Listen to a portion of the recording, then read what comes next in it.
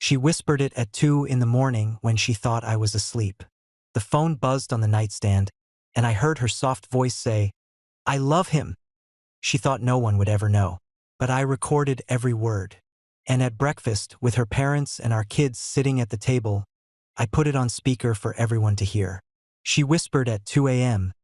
I played it for everyone at breakfast. Subscribe, like, and leave a comment if you want more stories like this. That night had started like any other. The house was quiet. The hum of the refrigerator in the kitchen was the only sound carrying through the dark. The kids were asleep down the hall, and I had drifted in and out of a restless half-dream. I woke up when I felt the bed shift and heard the faint vibration of her phone on the nightstand. Melissa's hand moved quick, almost like she was hiding from someone.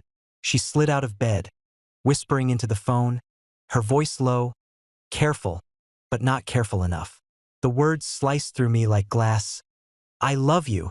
It wasn't meant for me. It wasn't meant for anyone in this house. It was for someone else entirely." I didn't stir, didn't move. My breathing stayed steady, though inside me, every nerve was burning. For years, I had noticed little cracks. Messages she'd quickly delete, sudden late nights out, smiles that didn't belong to me anymore. But never had I heard her confirm it in her own voice, not until that moment. I reached slowly under the pillow, pulling out the small recorder I sometimes used for work notes. The red light glowed faintly as I hit record. I didn't think, I just acted. Her whisper carried into the quiet room, every syllable sealing itself onto that tape. I let it play out until she slipped back into bed, her breathing soft and steady, as though she had just returned from a dream instead of tearing mine apart. I stared at the ceiling for hours, the recording resting on the nightstand like a loaded weapon. I didn't wake her. I didn't ask questions. The anger was there, coiled and sharp, but colder than I had ever felt before. I thought of our children, of her parents who were coming over the next morning for Sunday breakfast, of the image she always tried to protect. Perfect wife, devoted mother, the woman who had it all under control. My silence would be her undoing. When dawn finally came, I rose before anyone else. The smell of coffee filled the kitchen as I set the table with plates, forks, and glasses, each clink of porcelain against what a small act of patience. The kids shuffled and sleepy-eyed. Her parents followed not long after, cheerful and ready for pancakes. Melissa came last, dressed neatly, her smile polished as ever, hiding the secret she thought was still hers alone. I greeted everyone, kept my voice steady, and poured orange juice into each glass. No one could see the storm that had already settled inside me. The morning sun streamed through the windows, casting the room in golden light. Laughter and casual chatter filled the space, and Melissa sat across from me, looking relaxed, safe, untouched. But I knew, and the recorder sat in my pocket, silent for now, waiting. I ate slowly, my eyes never leaving her face as she talked about errands, about how tired she was, about the little things that meant nothing. She had no idea that her words from the night before were about to rise again, this time in front of every person she thought she could fool. The air at the breakfast table was warm and filled with the usual smells of pancakes, syrup, and freshly brewed coffee. Melissa's mother, Susan, chatted cheerfully about the garden she had been working on, while her father, Richard, was asking the kids about school. The children giggled over some private joke, their plates already messy with fruit and whipped cream. Could have been any ordinary Sunday morning. To them it was, but to me, the room felt like a stage, and every voice and every laugh was only building toward the moment I had been carrying with me since the night before. I kept my head slightly lowered as I poured more coffee into Richard's mug, my eyes flicking across the table toward Melissa. She looked radiant, perfectly composed, her hair falling just so, her makeup subtle but enough to impress her parents. She knew how to play her part, and she played it flawlessly. Yet beneath her carefully crafted expression, I noticed the way her fingers tapped lightly against her cup, a small nervous habit she thought no one ever noticed. I listened as she complimented the food, told her mother she looked lovely, and reminded our youngest not to spill juice on his shirt. To anyone else, she was the picture of grace and warmth. To me, She was a stranger who had whispered, "I love him," into the darkness only hours before. Every word she spoke now sounded hollow. My chest was tight, not with pain, but with the heavy calm of someone who knows he holds the truth in his pocket. I didn't need to argue with her. I didn't need to accuse her in whispers or behind closed doors. I had something better. I had her own voice, fragile and undeniable, waiting to be played back. As the meal went on, Melissa leaned across the table, laughing at something her father said, her hand briefly resting on my wrist as though everything between us was perfectly intact. The touch felt foreign, calculated, like part of the performance. I forced a small smile, but my mind was locked on what I knew. I thought of how easily she had lied, how quickly she had chosen to give herself to someone else, and how certain she must have been that she would never be caught. That was the part that stung. Not the betrayal itself, but the arrogance of her secrecy. She believed her role as wife and mother was unshakable, her reputation untouchable. She never imagined that one night's careless whisper could bring it all crashing down. I reached into my pocket, feeling the recorder there, small and unassuming, yet heavier than any weapon. My thumb traced over the button as I listened to the conversation around me drift from light-hearted jokes to plans for the afternoon. I could have spoken then, cut through the chatter with accusations and anger, but that wasn't what I wanted. Words could be denied, arguments could be twisted, but a voice, a confession spoken into the quiet of the night, was absolute. I pictured the look that would spread across her face when she heard herself, when her parents heard her, when even the children understood what those words meant. It would be a moment she could never erase, a wound to her pride deeper than anything I could ever say. I leaned back in my chair, folding my hands in my lap, my gaze steady on her. She caught my eyes for a moment and smiled, unaware of the storm she was about to face. I studied her carefully, memorizing the ease with which she played her part. It was almost admirable, the way she could sit there so casually after spending the night whispering to another man. Almost. But admiration wasn't what I felt. It was clarity. The kids asked for more pancakes. Susan began clearing the plates, and Richard pushed his chair back slightly, patting his pocket for his glasses. The moment felt perfectly ordinary, and that was exactly why it was perfect. No one suspected anything. No one imagined that the fragile surface of their Sunday ritual was about to crack wide open. I pulled the recorder from my pocket and set it gently on the table, the sound of it clicking against the wood enough to draw Melissa's eyes. She frowned slightly, tilting her head. "What's that?" she asked, her tone light, still performing for her parents, still sure of herself. I didn't answer. My thumb pressed the button, and the room filled with a faint static before her voice came through, low and unmistakable. "I love him," the recording whispered, the words drawn out, intimate, piercing the calm of the breakfast table. The chatter stopped. Forks clattered against plates. The children froze mid-bite, and Susan's hand stilled on a coffee cup. The silence that followed was like a sharp intake of breath, suspended and heavy. Melissa's face went pale instantly, the color draining as her eyes widened. That's not what it sounds like," she stammered, her voice higher than usual, desperate. She looked around the table, her gaze darting from her parents to the kids, then back to me. But the voice on the recorder played again, as if mocking her, sealing the truth into the room where no excuse could touch it. Her fork slipped from her hand, clattering loudly against the plate, the only sound in a room that had gone utterly still. Richard set his napkin down slowly, his jaw tightening. Susan's eyes filled with confusion and shame. The children stared at their mother, not fully understanding, but sensing the gravity of the moment. Melissa tried to laugh weakly, shaking her head. It's taken out of context. I was joking with a friend. You're twisting this." Her words fell flat, brittle in the air, as though even she didn't believe them. And I sat there, silent, watching her world collapse one whisper at a time. Melissa's voice cracked as she tried again to explain herself, her hands trembling as she reached for her glass of orange juice. "It's not what you think," she said, forcing a weak smile that looked more like a grimace. I was half asleep. I was talking nonsense. You know how dreams can sound. But the excuses fell flat in the silence that filled the kitchen. Her parents were staring at her with eyes that no longer carried pride, but something closer to disbelief and hurt. The kids shifted uneasily in their seats, their forks untouched, their small faces filled with confusion they didn't yet have the words for. Her father, Richard, was the first to move. Slowly, deliberately, he pushed back his chair. The sound of the wooden legs scraping against the floor was harsh in the stillness of the room. He didn't look at Melissa at all. His eyes, sharp and cold, landed on me for just a second, and in that glance, I understood everything. He knew what had been said was real. He didn't need me to explain, didn't need to hear anything more. Without a word, he stood, walked to the side of the table, and put his hand on our son's shoulder. The boy looked up at his grandfather, uncertain, but obedient.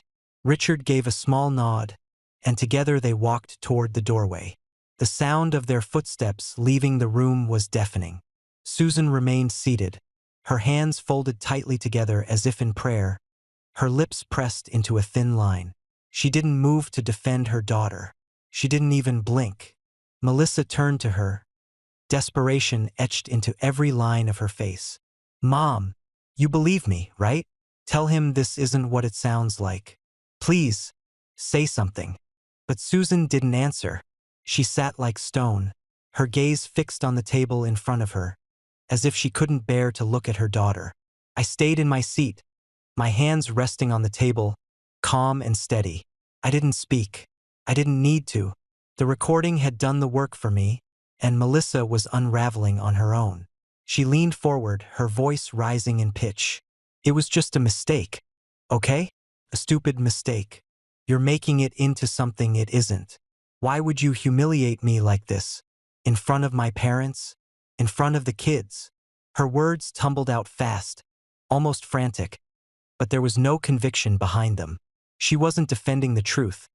She was clawing at excuses that slipped through her fingers like sand. The children sat quietly, wide-eyed. Our daughter clutched her fork, staring at her mother as if she no longer recognized the woman sitting across from her. Melissa noticed and tried to smile at them, her voice softening. "Sweetheart, it's just mommy being silly. Nothing to worry about." But the more she tried to control the room, the more obvious it became that control had slipped away from her entirely. She turned back to me then, her eyes burning with a mix of anger and fear. "Why didn't you talk to me first? Why didn't you come to me privately instead of putting me on trial like this?"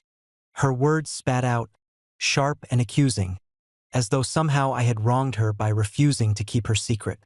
I met her gaze without flinching, my silence cutting deeper than any response could. It was the silence of someone who had already decided, someone who no longer felt the need to fight or plead. Melissa's breathing quickened. She pushed her chair back suddenly, the legs screeching against the floor, and stood. She began pacing the room, her movements sharp and erratic. "You're making a scene for no reason. You're trying to make me look like the villain when you don't even know the full story." She laughed bitterly, but her voice cracked at the end. The room didn't give her anything back. No support, no laughter, no defense. Just stillness. From the corner of my eye, I saw Susan close her eyes briefly, as though the weight of shame was too much to bear. The kids sat frozen, their faces pale, their breakfasts forgotten. I remained in my chair, my eyes following Melissa's movements but my body perfectly still. My quietness only fueled her panic. She stopped suddenly and slammed her hand on the table. "Say something, damn it. Yell at me. Fight with me. Do anything but sit there like I'm already guilty." But I didn't. The calm in me was unshakable, colder than her fury, steadier than her excuses. The truth was already laid bare, and nothing she said or did could bury it again. Every frantic word, every desperate gesture only deepened the hole she had dug for herself. The kitchen, once filled with laughter and the easy rhythm of family, now felt like a courtroom without a judge. The evidence had been presented, and the verdict was written on every face in the room. Melissa stood there trembling, her chest rising and falling with quick, shallow breaths, looking for someone, anyone, to side with her. But no one did. I leaned back in my chair, folded my arms across my chest, and let the silence settle once more. It was louder than her shouting, more final than any words I could have spoken. Melissa's hand lingered on the table after she slammed it down, her knuckles white, her eyes darting around as if someone, anyone, would step in and rescue her from the silence that surrounded her. But no one moved. Susan sat frozen, her gaze downcast, her lips pressed so tightly together they had lost their color. Richard's footsteps had faded down the hall, and the faint creak of the back door confirmed he had taken our son outside, away from the wreckage of the scene. The children still at the table were motionless, their forks untouched, their wide eyes shifting from me to their mother and back again. Melissa was alone, exposed, and the weight of it pressed visibly against her shoulders. She tried again, her voice trembling. "You don't understand. I was confused. I was lonely. Her words broke off, and she let out a nervous laugh that only deepened the unease in the room. "It's not what you're all thinking. It's complicated." She looked at me as if daring me to speak, as if hoping I would offer her a line she could grab onto, some argument to soften the blow. But I gave her nothing. My silence was deliberate, unbreakable, and it grew louder with every second that passed. Her eyes filled with tears, and for the first time that morning, she sat back down, deflated. She reached out toward our daughter, her hand shaking. "Sweetheart, you believe Mommy, don't you? You know I'd never do anything to hurt this family." But our daughter recoiled, sliding her chair back slightly, the innocence in her face replaced with something that looked dangerously close to mistrust. That simple movement seemed to pierce Melissa deeper than any word could. She pulled her hand back quickly, her expression crumbling, her mask slipping entirely. I stayed still, letting the silence continue to gnaw at her. My calmness was no accident.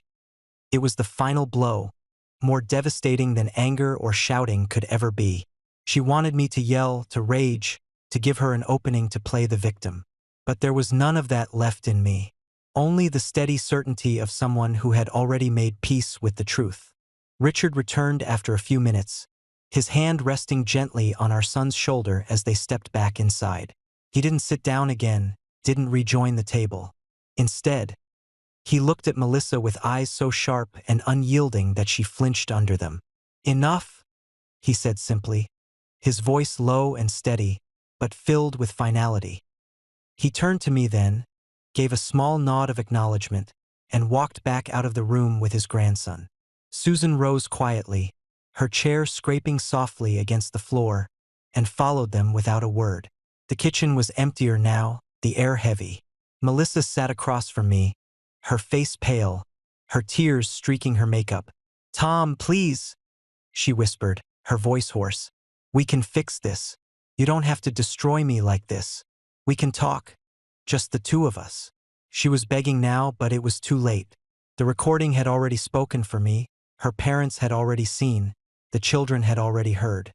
The lie she had wrapped herself in for so long had unraveled in a matter of seconds, and there was no stitching it back together. I rose from my chair slowly, every movement deliberate. I gathered my plate, carried it to the sink, and set it down without a word. Melissa's eyes followed me, wide and desperate, as though she were watching her last chance slip through her fingers. "Say something," she pleaded again, her voice breaking. "Please, just say something." But I didn't. I walked past her, calm and steady, the sound of my footsteps echoing in the hollow space that had once been filled with family chatter. At the doorway, I paused and turned slightly, meeting her gaze one final time. The silence between us was louder than any scream, heavier than any accusation.